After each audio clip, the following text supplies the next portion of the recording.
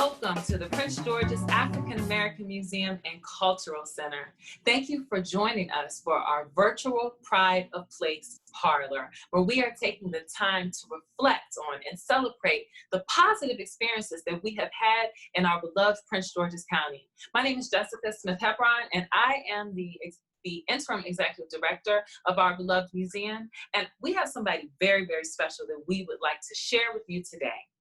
Stellar. My name is Gabriel Graves. I'm the Programs and Partnerships Coordinator here at the Prince George's African American Museum. And it's my honor to introduce Mayor Pro Tem or Vice Mayor of Greenbelt, Emmett V. Jordan, an honored resident who we respect and revere for his stellar contributions to our county. Let me go ahead and share some more details that show why this is such a very priceless moment. Emmett V. Jordan is serving in his 6th term as a member of the Greenbelt City Council. In 2009, he became the first African American to serve on City Council and has served as a mayor from 2013 through 2019.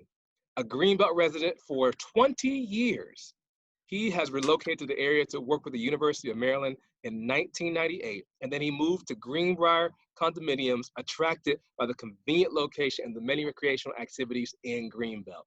His career spans more than 25 years of experience providing professional services related to marketing, communications, strategic planning, and fundraising. All right. Well, you know what? In his spare time, he is an avid tennis player, and he enjoys recreational bicycle rides and likes to attend concerts, art exhibitions, and cultural programs. You know what? Let's get started. Our first question for you is to just share with us how you came to Prince George's County and also how you came to our museum. Well, first of all, I really want to thank you. I appreciate the invitation. I think that the Prince George's County Museum of African American History and Culture, I think is a very, very important institution to have here in this county, the most affluent, predominantly African American county in the United States. So I highly commend what you're doing, where you've been, and where you're going. So when I got an email about participating in this virtual love letter, I really wanted to respond and to see if I could help out.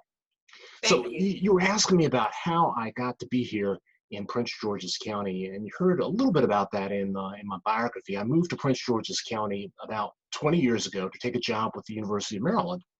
I'm a native of Cincinnati, Ohio, but I've been living and working up in Essex County in northern New Jersey, doing external relations and fundraising, and so working with nonprofit organizations. So the University of Maryland offered me a position, and I actually relocated here. So with the museum connection, I worked with the Maryland for about 5 or 6 years, and I took a job over at the Anacostia Museum, the Smithsonian Anacostia Museum. And the museum director there at the time was a gentleman by the name of Stephen Newsom. Dr. Newsom. Dr. Newsom, he's an incredible man, a creative mind, an innovator, and he was indeed was he the founding director? He was one of the founding directors of the Prince George's County Museum of African American History and Culture. So subsequently, I helped him out a little bit. He was doing some strategic planning sessions for the museum, sort of looking at the future, and I got to know something about that broad long-term vision for the museum. So that's one of the reasons why I've been excited to come to the museum from time to time and to actually participate in this, because I just think that it's a really important piece of the puzzle here in Prince George's County, an institution that we need to grow and build over time.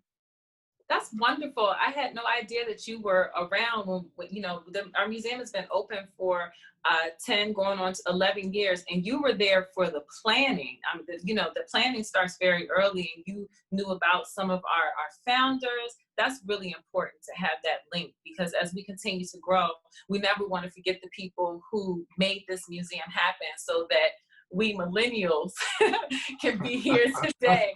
So that we can be here today. I think that's very important, because when you start something, it's new, it's different, and there are a lot of barriers and struggles that happen when you're trying to build something new. So we thank anyone who's been there from the very beginning, seeing this museum from what it started to and now what it is now. That's an awesome thing. Well, I think your physical place is also very important in Prince George's County history, being there in North Brentwood, right there Yeah. on Rhode Island Avenue. Mm-hmm. North Brentwood, I believe, was the first African American municipality. I don't know if it was in the county, maybe in the Yes. state. In the county, definitely.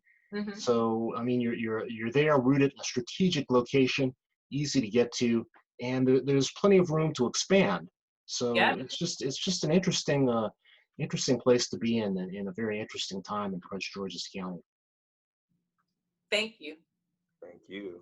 So second question, what is your favorite place in Prince George's County to visit, be in?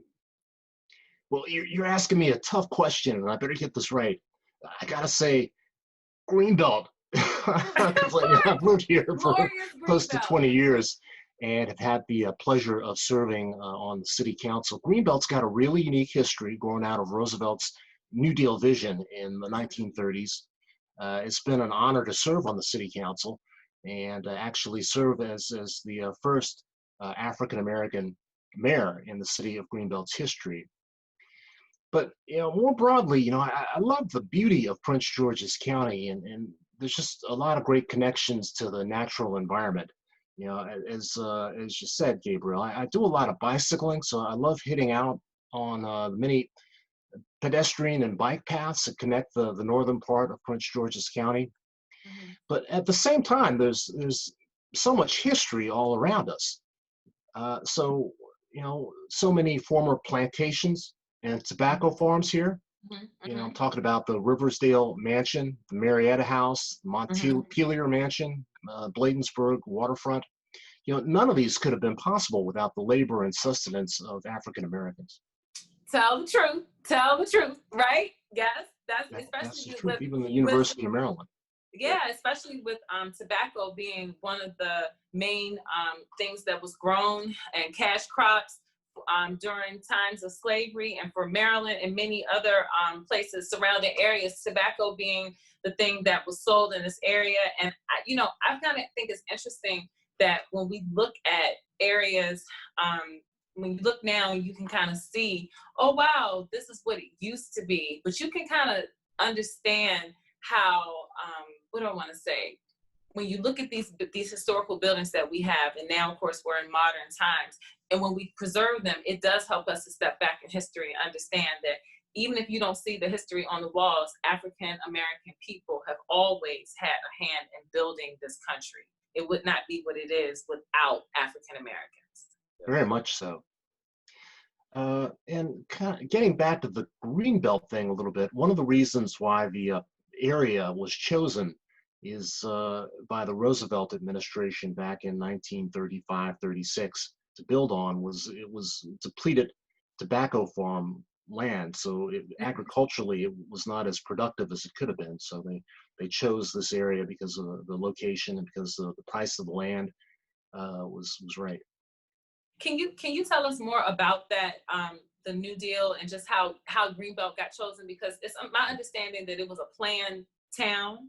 And Yeah. tell me more. Can you tell us more about that? Because I think that's one of the things that makes Greenbelt super unique from some of the other places in Prince George's County. Yeah, it's also very relevant to the times that we're living through right now. The Roosevelt administration, Roosevelt was running for president the first time in the Great Depression around 1934, 1935. So at the time, thousands, millions of people were displaced. And in urban cores, cities like New York and Washington, D.C. and Philadelphia, people were so crammed in and conditions were really, really difficult. A lot of people were just displaced. You literally had people living in tents around on berry farms and around in front of the White House. In Southeast, They right. used to call them Hoover Towns or something. So a part of his platform was actually creating planned communities where people could come and live, just middle class, ordinary people, and have good schools and have a nice environment to bring families up. And that's sort of what brought about the Greenbelt Plan. So in I guess it was 1935, 1936. Once he got into office, he actually launched this plan to initially build 3 planned communities: Greenbelt, Maryland, Greendale, Wisconsin, and Green Hills, Ohio, which is just outside of Cincinnati. So it was a planned community. The federal government actually built the original housing, which is still here. The people who lived here, the federal government after the McCarthy era, decided, that they weren't in the housing business. So the people who lived here got together and they formed a cooperative, and they bought the housing and they bought the land from the federal government. And that housing cooperative exists to this day. It's one of the largest cooperatives on the East Coast, Greenbelt Homes Incorporated. Wow. So, in a nutshell, that's sort of the beginning. So some of the features of Greenbelt is connected pathways that sort of go underneath the roadways, the schools. Roosevelt Center is right there with a large community center. The city owns a movie theater that was sort of like a cultural theater. It's a very unique place. Yes, and but at the same time, farmers market. Wonderful farmers market. Yeah. So we're right sort of at the corner of, between Kenilworth and Greenbelt Road, and people drive through all the time and they say, oh, I've been to Greenbelt, but they haven't really ventured back into old historic Greenbelt where the farmers market is. So we have a close-knit community with a lot of interesting things to do, and there's a lot of history, even though it's only 1937. This is a very unique place. Cool. So what's one thing that you wish that others knew more about Prince George's County or African-American history in Prince George's County? Is there something where you feel like if people don't know anything else, they should know this thing? What would it be? Well, that discussion we just had about Greenbelt, I don't think a lot of people really know about the history, but along those same lines, African Americans helped to build Greenbelt. And during the time, the federal government observed the same practice that was strictly adhered to in the rest of the North and South, separate but equal. We both know that in many cases, the separate did not turn out to be equal. So a part of the Greenbelt plan, they had actually planned to build a separate neighborhood or area for African Americans to live, but that was never built. So Greenbelt, also we had one of the first integrated swimming pools in Prince George's County, and that legacy of busing and forced integration in Prince George's County. Prince George's County has changed a whole lot over time. So it had a great impact on the community. Envision the future, right? Envision the future in 20 years. What do you see Prince George's County will look like compared to now? Well, I think Prince George's County is in a good place in many ways. Despite the times that we're living through right now, because it's just been such a shock the past few months, 2020 entering this new decade. But I think we're going to grow and prosper over time. Our transportation hubs around the metro stations. We're really the only jurisdiction in the DMV that's close to the DMV that has the room to kind of grow. So, I think our housing stock is diverse. We've got apartments, we have condominiums, we have townhouses, we have beautiful single family homes. We have the potential to kind of grow around the metro stations, but our roadways are still pretty passable.